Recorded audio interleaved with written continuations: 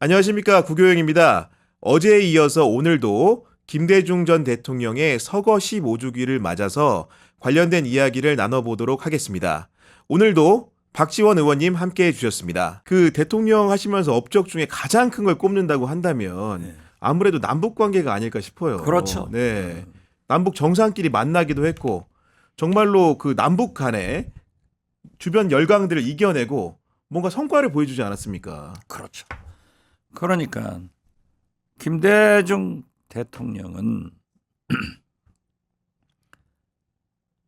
국회의원을 하면서부터 4대국 보장 등 정상회담을 주장하셨거든요.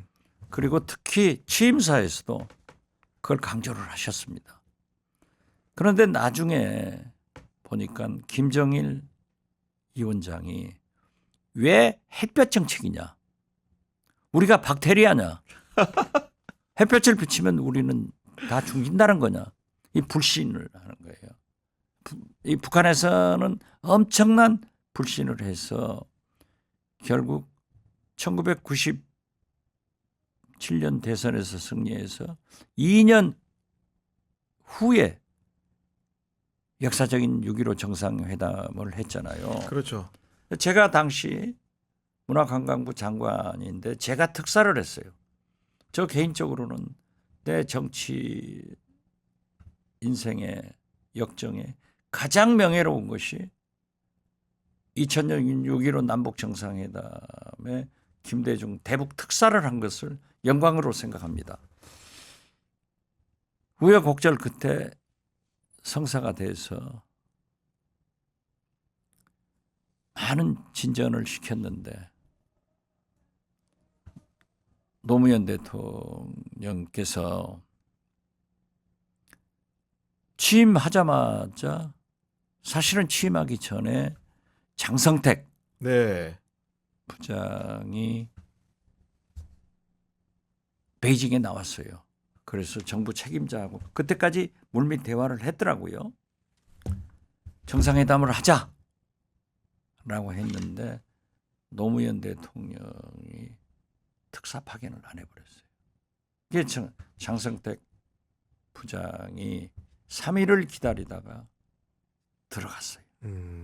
만약 임기 초에 했더라면 정상회담을 했으면은 김대중 합의상, 노무현 합의상이 상당히 진전되죠. 그러면은 이명박, 박근혜 이 두 분 돌이킬 수 대통령도 없죠. 예. 돌이킬 수 없었을 건데 그걸 못한 게 천추의 한이고, 그러나 문재인 대통령께서는 취임하자마자 대북 정책이 풀려나갔잖아요. 김정은하고.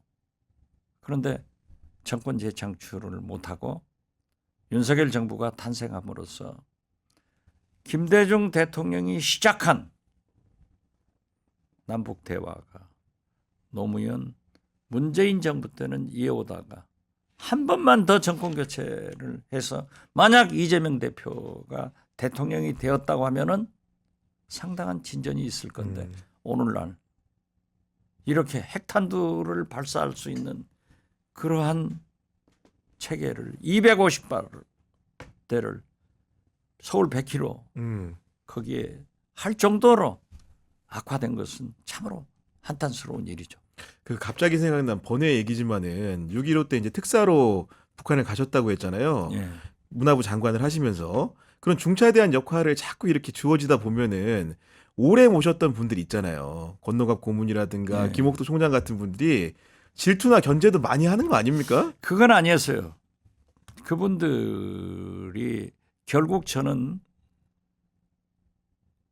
늦게 간 사람이 박힌 돌 차는 그런 결과지만은 그 선배들이 굉장히 오직 그분들은 세포가 김대중 세포예요. 그렇죠. 네. 그러니까 김대중 대통령이 성공하는 길은 좋다 하고 저를 대변인으로 추천하신 추천하고. 분들도 이분들이에요. 왜냐하면 제가 호남이 고향이지만은 비교적 사투리를 안 쓰고 동교동계는 좀 얼굴이 아악한데 저보다 핸섬하다고. 그래서 김대중 옆에 미남이 좀 서 있어라. 그래서 제가 됐는데 그 형님들이 오늘까지도 진짜 저를 많이 도와주고 계십니다. 네. 네, 그런 건 없었어요. 음. 물론 내부 갈등이 생기죠. 그럼요. 그렇지만 네. 그리고 김대중 전 대통령의 그 업적 중에 하나라고 한다면 지금도 놀라운 건데 우리가 유튜브를 하는 것도 마찬가지 아닙니까? 그렇죠. 좋은 그런 기간 통신망 안에서 IT 강국을 만들기 위한 도전을 선언을 했는데 그런 아이디어가 어디서 났는지 모르겠어요. 김대중 대통령은 한마디로 말씀하시면요. 탐구욕이 굉장히 강합니다. 그리고 미래에 대해서 굉장한 알려고 노력을 하셔요. 그러니까 빌 게이츠나 손정희, 일본 소프트뱅크 또는 엘빈 토플러 이런 미래 기업인, 미래 학자들을 꼭 1년에 한두 분씩 초청을 해가지고 식사를 하시면서 4시간, 5시간 얘기를 하셔요. 그런데 제가 김대중 대통령이 결국 IT 고속도로를 깔았잖아요. 망을 깔았기 때문에 우리가 가능한 이렇게 겁니다. 된 거예요. 네. 그래서 저는 윤석열 대통령이 에너지 고속도로를 깔아라. 그래서 지금 현재 저는 문재인 대통령이 신재생 에너지에 치중한 것은 잘한 거고 원전을 죽인 것은 잘못했다고 했어요. 그런데 윤석열 대통령은 이것도 정반대로 원전에 치중하고 신재생 에너지를 안 한단 말이에요. 그렇기 때문에 알리백 탄소 중립화로 곧 신재생 에너지로 생산되지 않는 모든 상품은 수출을 할 수 없게 됩니다.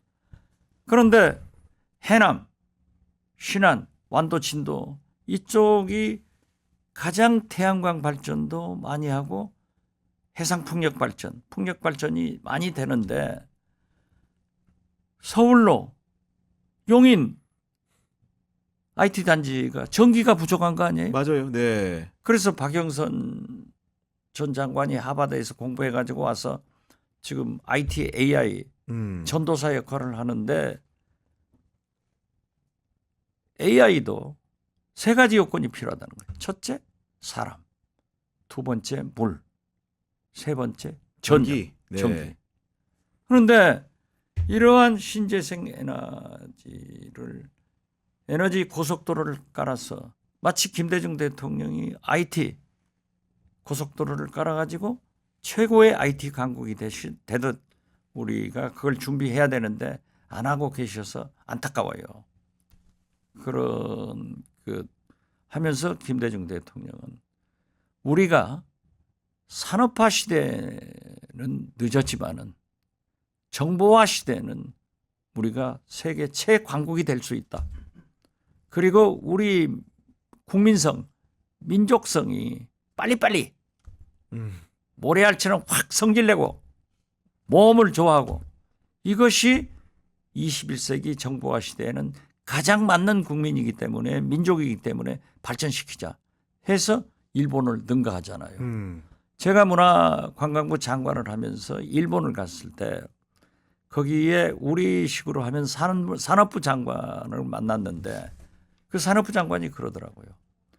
일본에서는 PC방을 그렇게 장려하는데 그때 우리는 PC방이 어린이 청소년 문제로 굉장히 언론에서 문제점을 질타를 제기하고 많이 하고 예. 없애야 된다 하는데도 김대중 대통령은 거기에서 빌 게이츠가 손정희가 태어난다.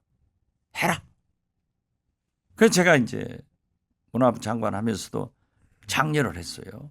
그런데 일본 산업부 장관이 우리는 PC방을 해도 절대 안 된다. 그리고 빠친코만 된다. 하는 얘기를 해서 제가 돌아와서 김대중 대통령께 일본 산업부 장관이 이런 말씀을 하십디다. 그랬더니 일본이나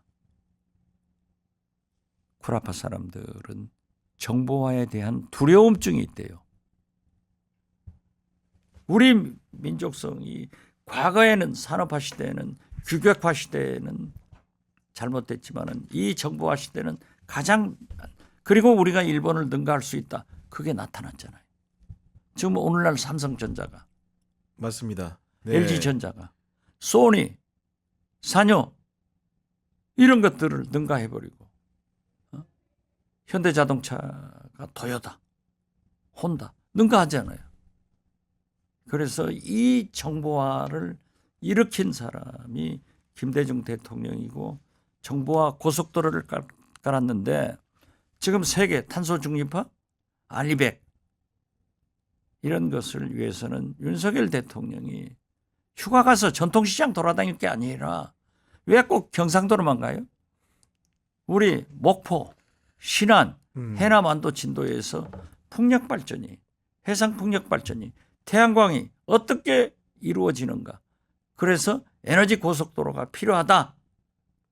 또 에너지 고속도로도 필요하지만은 기업들도 그러한 해남 이런 데로 들어와서 거기에서 생산 활동을 해야 수출이 된다.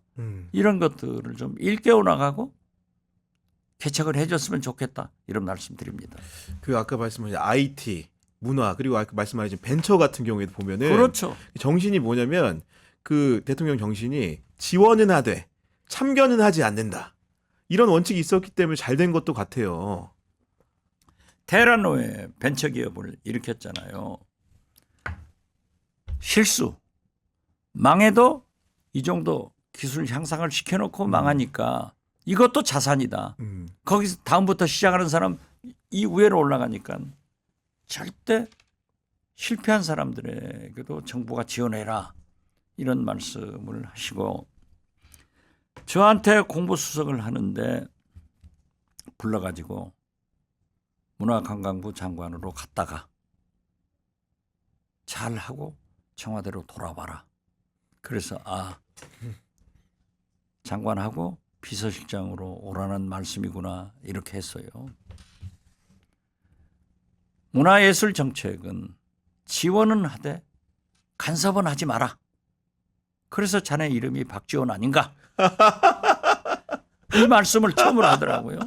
그래서 제가 문체부 장관으로 취임식을 하고 기자 간담회를 하는데 기자들이 전문가가 아니다 하고 대통령 실세니까 왔냐 하고 굉장히 부정적으로 질문을 하더라고요.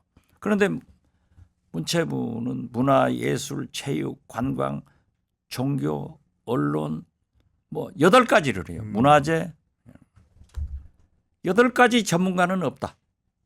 체육을 아는 사람이면 문화예술을 모르고 문화예술을 아는 사람은 종교를 모르고 그러니까 이것은 종합적인 판단을 해서 경륜을 갖춘 정치인 출신이 문체부 장관을 하는 것이 바람직하다.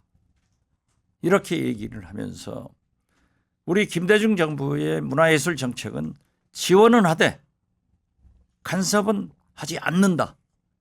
그렇기 때문에 내 이름이 박지원이다. 네. 했더니 기자들이 웃고 그 이상 질문 안 해서 내 평정해버렸어요. 그래서 제목이 나왔잖아요. 네, 그것은 제가 오리지널이 아니고 김대중 대통령님이 대통령께서 저한테 하신 말씀이다. 김대중 대통령은 끝없는 조크를 하셔요. 조크가 아니잖아요.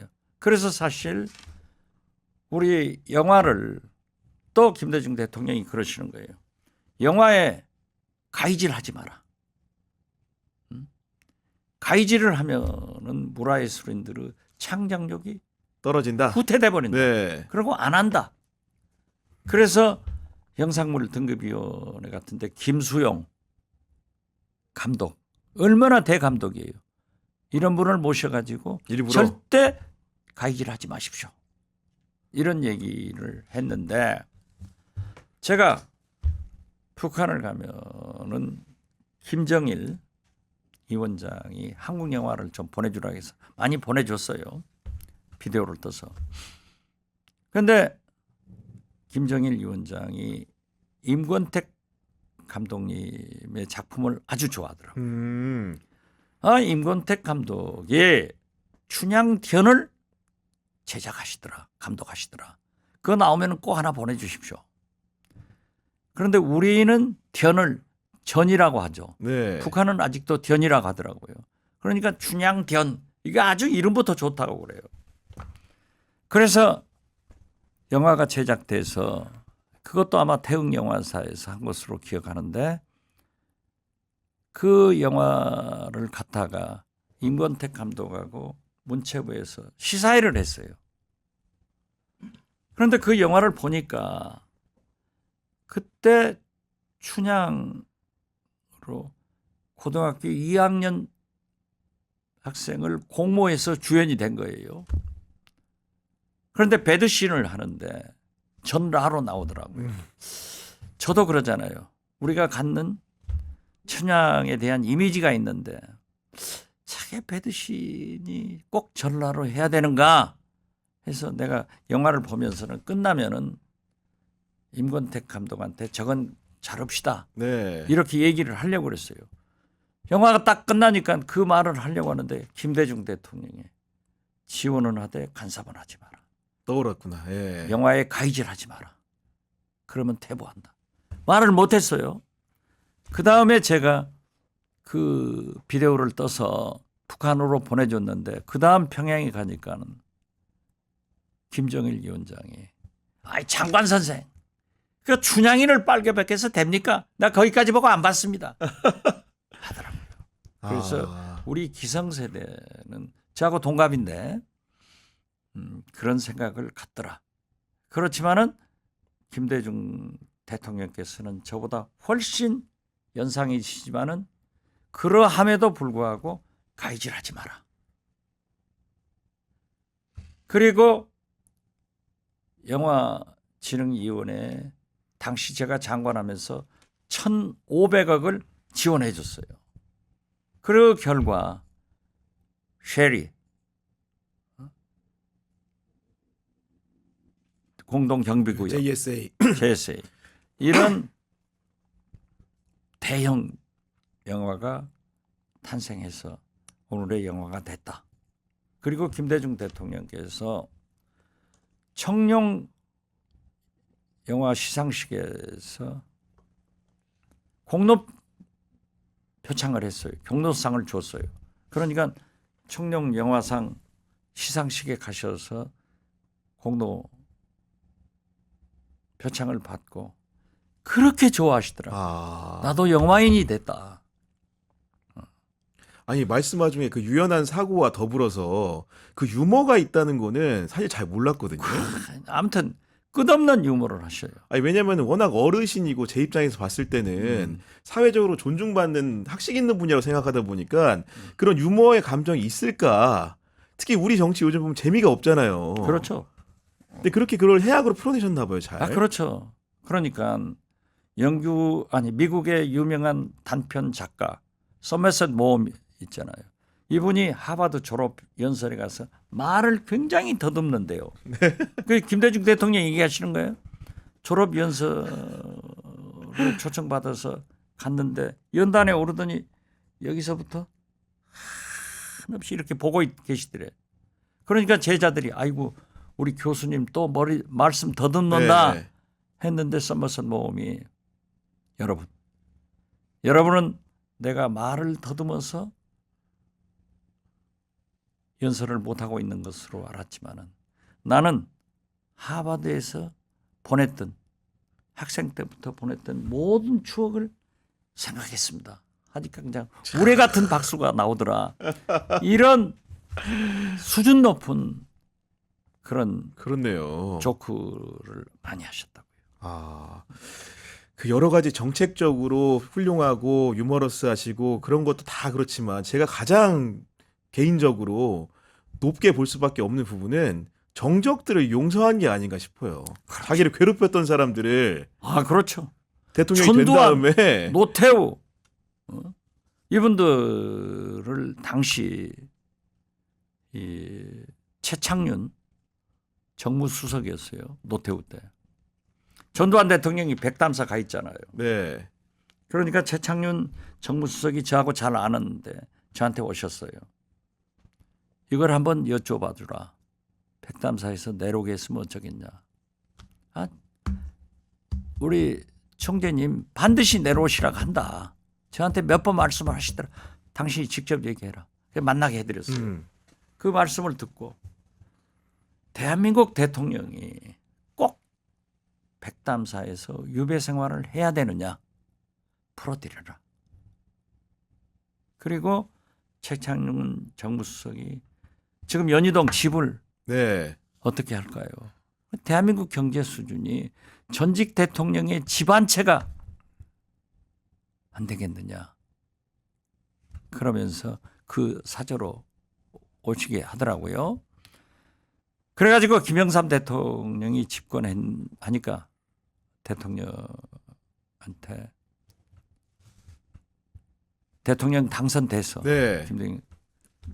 김영삼 대통령한테 전두환, 노태우 이 두 분을 사면해 주시오. 해서 사면이 된 거예요. 그때요. 종로 5가 거기가 기독교 민주화 산실 아니에요. 광주 일부 5.18 단체에서 엄청나게 했겠죠. 예.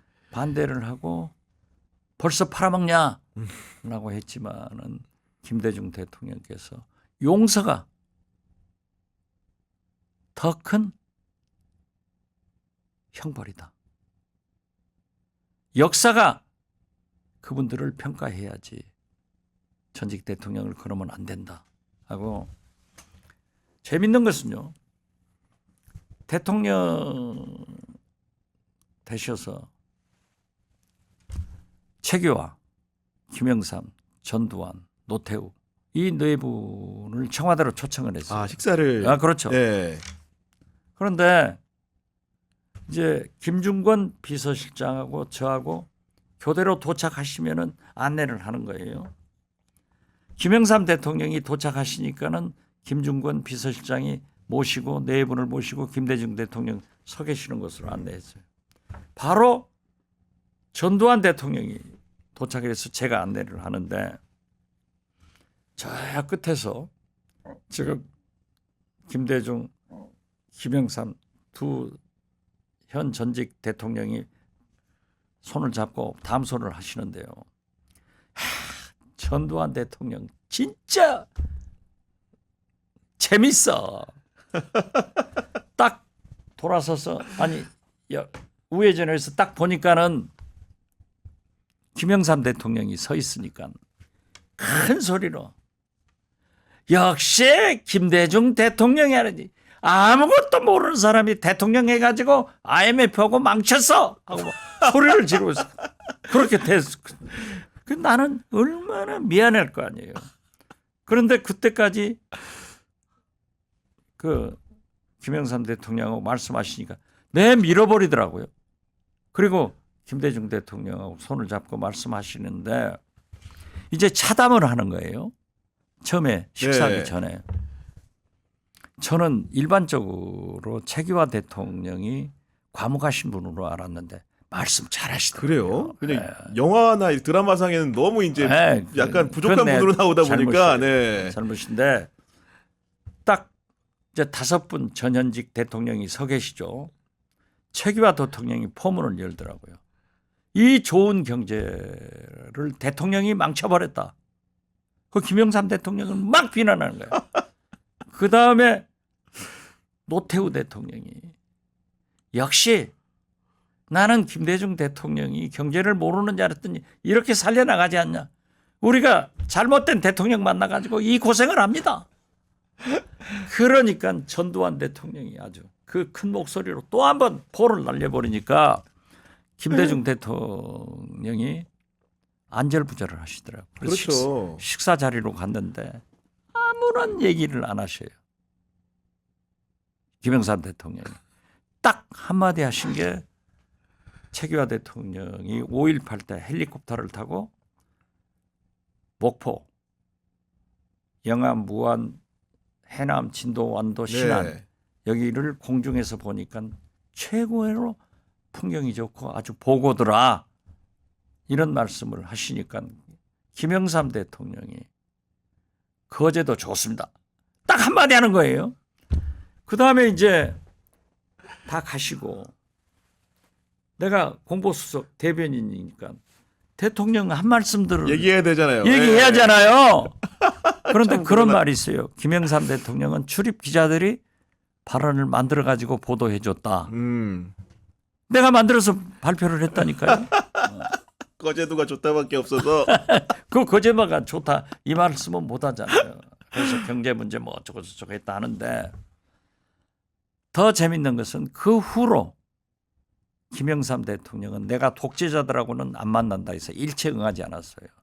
그리고 최기화 대통령은 이미 병환이시니까 심해져서. 결국 전두환, 노태우 대통령 두 분이 오시는데 그 방에서 제가 모시고 셋이 얘기를 하잖아요. 한 번 대장은 영원한 대장이야. 전두환 대통령 앞에서 노태우 대통령은 기가 꼼짝 못해요? 죽어가지고 말을 못 하더라고요. 그 재밌는 것은 다음 편에 하죠. 네. 아니, 그리고 이제 말미를 향하고 있는데 그 언론 문제에 대해서도 시각이 남다르셨을 것 같아요. 사실은 그 망명 생활할 때 유수의 그 외국인 유력 언론들을 이제 직접 인터뷰도 하시고 고국의 상황을 전하기 위해 노력을 많이 하셨는데 한국 언론 지형이라는 거는 사실은 굉장히 보수화돼 있고 그 대통령이 돼서도 그 색깔론을 버리진 않았잖아요. 그런데 김대중 대통령은 민주주의를 추구하시기 때문에 누구보다도 프렌들리 프레스, 친언론적이에요. 저한테 대통령 선거 1년 전에 조선일보를 극복하지 못하고 우리가 대통령 되겠느냐. 당시 김대중 주필, 김대중 vs 김대중, DJ 대 DJ 아니에요. 김대중 주필을 설득하지 못하고 우리가 집권하겠느냐. 너는 매일 가라. 매일 갔어요. 그러니까 아가 어로 바뀌더라고요. 대통령에 당선되니까 제가 대통령님 이제 안 갈랍니다. 제가 어떻게 매일 저도 지독한 놈이 그때는요 일요판도 나왔습니다. 매일 찍을 때 매일 갔어요. 그러니까 성공한 대통령이 되려면은 조선일보 김대중을 설득하고 극복하자. 앞으로 5년간 가라. 5년간 다녔어요.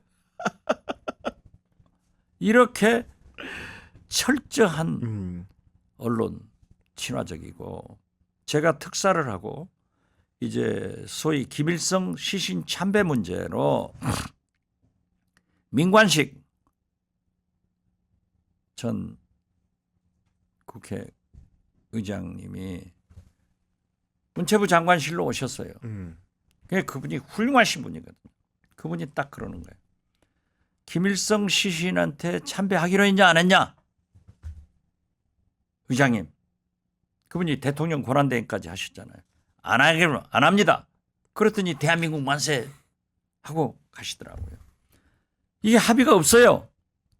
그런데 학자들, 전문가들을 매일 저녁에 모셔서 대통령님 그 얘기를 들으면은 강원영 목사님부터 박지원 같이 이 문외한을 대통령이 신임한다고 특사를 보내가지고 이 시신 문제 김일성 시신한테 가서 우리나라 대통령이 참배하면은 일거에 실패인데 이걸 합의가 안 돼서 됐냐 하는 거예요. 내가 누차 설명을 했어도 김대중 대통령은 불안하니까 저를 찾아요. 그러면 제가 오늘 저녁에 기자들하고 저녁 식사가 있습니다. 끝나고 와라. 그날 저녁에는 제가 문체부 장관 때니까 문화부장들하고 술이 곤드레되게 먹었는데 계속 오라는 거예요. 나 술 취해서 못 간다. 해도 오라는 거예요. 그래서 제가 11시에 올라갔어요. 다리가 휘청휘청하죠. 막 얼굴도 도는데 김대중 대통령인지 이호 여사인지 모를 정도로 하는데 딱 그걸 말씀하시는 거예요. 대통령님 아파트 전세 계약을 하더라도 주인이 불리한 조건을 얘기하지 않으면 왜 전세 계약자가 먼저 얘기합니까? 절대 말 안 하니까 이건 없습니다. 내가 책임지고 해결하겠습니다. 1시간 동안을 얘기를 한 거예요. 그래 불안하시니까 저한테. 저는 큰소리 빵빵 치고 그랬더니 12시가 딱 되니까는 가봐. 그래서 딱 일어났어요. 방으로 가시면서 뒤돌아보더니 자네 술 좀 그만 먹어 하는 거예요. 그래서 제가 대통령님 박지원이 술을 많이 마셔야 국태민안합니다 하고 딱 인사하고 나와버렸지. 이렇게 언론에 대해서 굉장히 친화적이에요. 그리고 설득을 하라는 거예요. 그리고 특히 제가 우리 민주당 후배 의원들한테도 얘기합니다마는 국회의원은 7분의 언어 마술사다. 맞습니다. 예. 7분간 장관한테 질문하고 답변 얻어서 300여 명의 출입 기자들 눈에 띄고 귀에 들어와야 신문에 한 줄 나고 국민이 알죠. TV에 나온다. 이걸 잘해야 된다. 하는데 김대중 대통령은 평소 그 말씀을 하셔요. 저한테. 구슬이 서말이어도 꿰어야 보배다. 누구나 구슬은 만들고 있다. 그러면 이것을 꿰어야 보배가 되는데 그것은 민주주의 국가에서 언론에 보도돼야 국민이 아는 거다. 네가 하루에 100명 만나서 설명해봐야 한계가 있지 않냐. 100명이죠 딱. 예. 네. 그렇기 때문에 언론을 중시하라. 그래서 제가 지금 후배 의원들한테도 너희 구슬만 만들지 말고 깨어라. 언론에 보도되게 해라. 저는 그것을 굉장히 강조해요. 이게 김대중 대통령께서 가르쳐 준 건데 이런 분이 언론사 세무사찰을 합니다. 제가 그때 문체부 장관에서 이해창 대표가 우리은행 대출 비리에 연관됐다 해가지고 물러나서 검찰 조사와 국정조사를 받아서 저는 관계가 없다는 것이 밝혀졌죠. 밝혀졌는데 김대중 대통령님은 제가 물러나면은 반드시 밤에 전화가 와요. 전화가 와서 민주당에 복당을 해놓아라. 그리고 내일 아침 회의에 와라. 제가 회의에 가면은 박지원 전 수석은 박지원 전 장관은 민주당 당원 자격으로 이 회의에 참석합니다. 이렇게 하는 거예요. 그런데 그때 문제는 너무 크게 됐으니까 제 아내하고 저를 물러간 날 저녁에 관저로 오라가더라고요. 가서 이유 여사님하고 식사를 하면서 꼭 제 아내한테 미세스 박이라고 불러요. 미세스 박. 박 장관은 아무런 죄가 없습니다. 내가 잘합니다. 그러니까 마음 굳게 먹고 이겨라. 그래서 박 장관은 나를 돕고 나라를 위해서 일할 사람입니다. 그러니까 제 아내는 모든 사람들이 박지원 너는 끝나면은 감옥 간다. 자기 남편 감옥 보내려고 하는 사람이 어디 있어요? 뭐가 있겠어요. 예. 저는 미국에서 왔기 때문에 여보 이제 문체부 장관 해고되니까 내가 되니까 미국으로 가자. 가서 우리 두 딸들하고 우리 재산 많은데 살자. 그랬어요. 그런데 그날 저녁에 관저로 불려가서 대통령님이 그렇게 말씀하시니까 어떻게 가요? 관저에서 나오면서 당신은 죽더라도 김대중 대통령님, 이호 여사님을 모시고 죽어라. 우리 가지 말자. 이러더라고요. 그런 아내가 지금 하늘에 계신 하늘나라로 거죠. 네. 갔잖아요. 그런데 제가 어느 날 빨리 들어오라 하더라고요. 가서 보니까 한광욱 비서실장, 박준영 공보수석, 박선숙 전부 다 있어요. 있는데 연두 기자회견문을 저한테 주시더라고요. 읽어보라고. 읽어보니까 거기에 언론 개혁 소리가 들어있어요. 그래서 대통령님 이건 안 됩니다. 이 언론 개혁 소리가 들어가면은 모든 언론이 포커스를 여기에만 맞출 집중하고 겁니다. 나머지 이 좋은 사항은 보도가 안 됩니다. 이건 하시는 게 아닙니다. 아무도 얘기 안 해요. 그랬더니 해야 된다. 안 됩니다. 만약에 하시려면은 기자회견 하시고 한 2주 텀 들였다가 별도로 간담회를 가지셔서 언론개혁하겠다. 이걸 하십시오. 그랬더니 이미 합의가 됐나 봐요. 그래서 저한테 다 가시라고 하고 안방으로 들어가자 하더라고요. 가셔서 내가 계속했어요. 하면 안 된다. 그랬더니 하고 넘어가자. 제가 어떻게 할 수 없잖아요. 그럼 너는 또 현직이 아니니까. 이때 소위 박지원의 캐시앤 위스키 언론정책은 버려야 된다. 그런 모략도 받았어요. 그랬겠죠. 그렇지만은 굳건히 하는데 모든 언론사에서는 박지원을 두드러 패는 거야. 내가 아닌 걸 알면서도 가만히 있었다는 거죠. 예. 안 줘. 나를 두드러 패야 내가 움직여서 해결할 수 있다. 해가지고 박권상, 김중배 사장도 자기들도 큰 문제거든. 그래서 끝까지 굴하지 않고 저도 이제 할 수 없잖아요.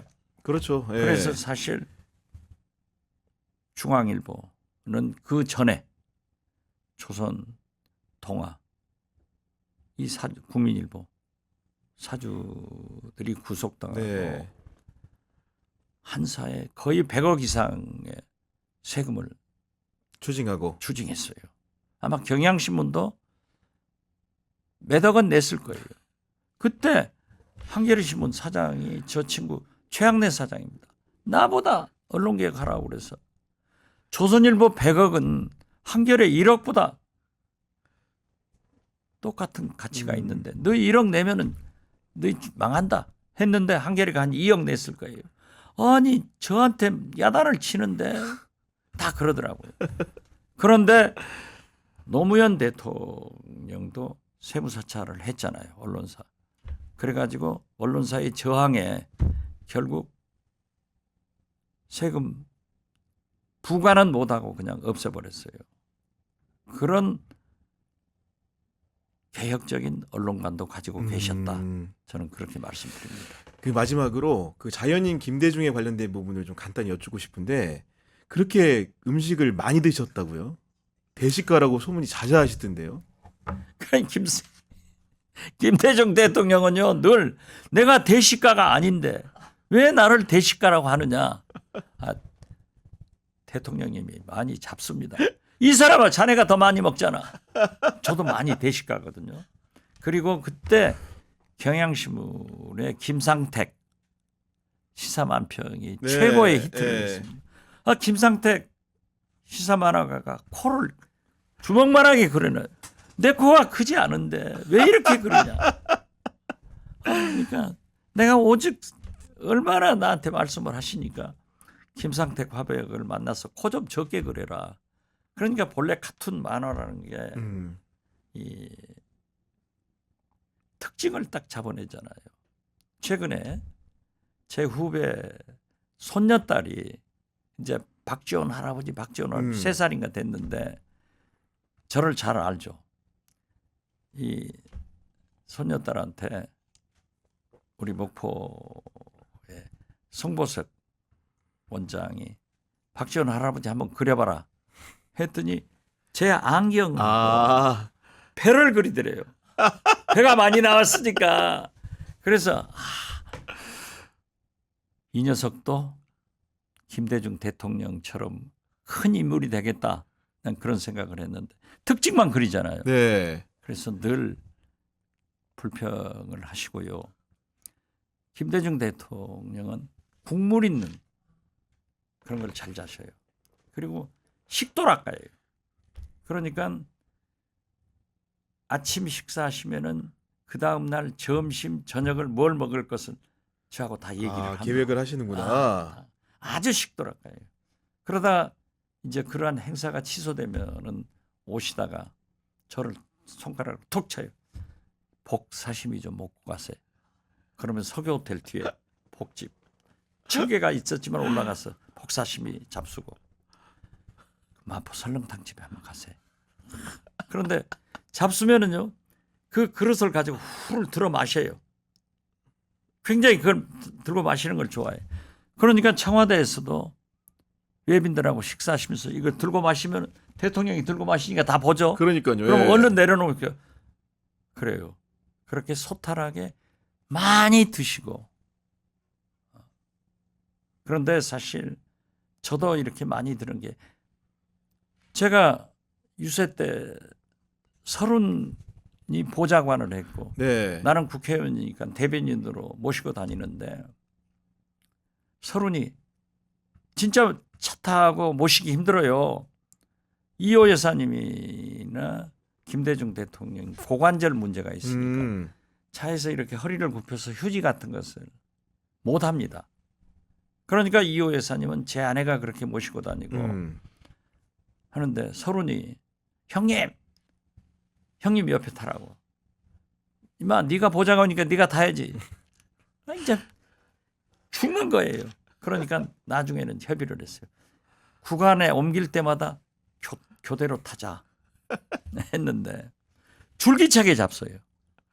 가시면서 강원도 같은 데 가서 이제 가을에 보면은 옥수수 쪄놨잖아요. 네. 그럼 저한테 그럽니다. 옥수수 좀 먹고 가세요. 또 비비빅 아이스케이크 아이스크림, 네. 이걸 좋아하셔요. 그럼 비비빅 좀 사라고 그러게. 그러면 이제 경호원한테 지시하면 경호원들이 사가지고 쭉 달리면서 옆에서 넣어줘요. 그럼 옥수수도 2개, 비비빅도 2개 그렇게 많이 자셔요. 그리고 계속해서 이호 여사님이 해주신 문어 말린 거,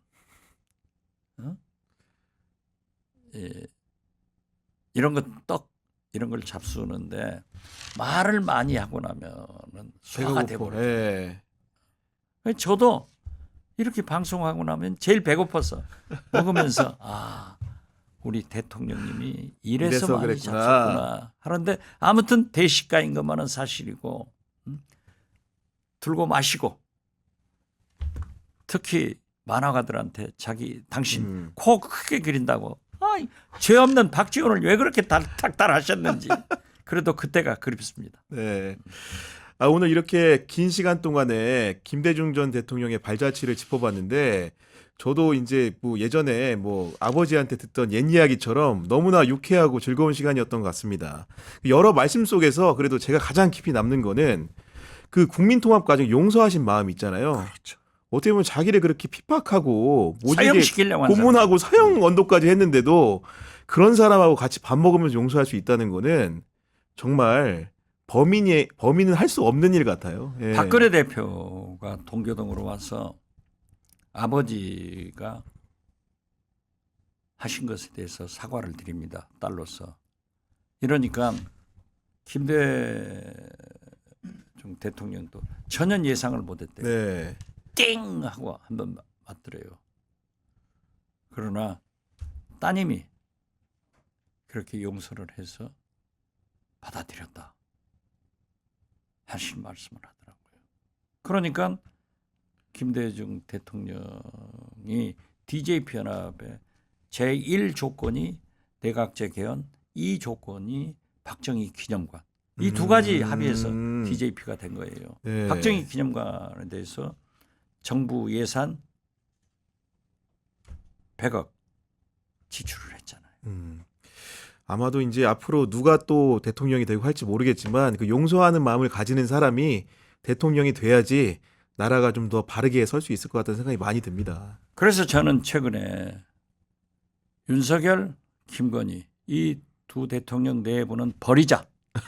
정치 시장에서 격리하고 네. 이재명 대표가 풀고 해결하는 대표가 돼서 대통령 후보가 되어라. 그리고 한동훈 대표하고 정치를 살려가라. 네. 제1이 이수근 대법관 문제를 풀어줬잖아요. 그렇습니다. 그리고 저는 이재명 대표와 한동훈 대표가 정치력을 발휘해서 최상병 특검 하고 네. 하고 김건희 특검도 잘 설득해서 해나가면서 풀고 해결하는 정치를 이재명, 한동훈이 해나가야 된다. 이렇게 주장을 합니다. 알겠습니다. 그것이 김대중의 길이고 그것이 김대중의 정치다. 그래서 저는 이재명 대표에게 대표가 돼서 종부세, 부자 감세에 대해서도 긍정적으로 검토를 해라. 그래서 약간 무경화하는 것이 외연 확장의 길이고 한동훈 대표는 상대적으로 좌경화하는 것이 좀 필요하다 하는데 마지막으로 이 말씀을 드리고 싶어요. 김대중 총재는 세계적 반공주의자인 처칠 수상이 세계 공산당의 두치인 스탈린과 손을 잡고 처칠을 물리쳤다. 험한 고개를 넘을 때는 악마의 손을 잡고라도 넘어라.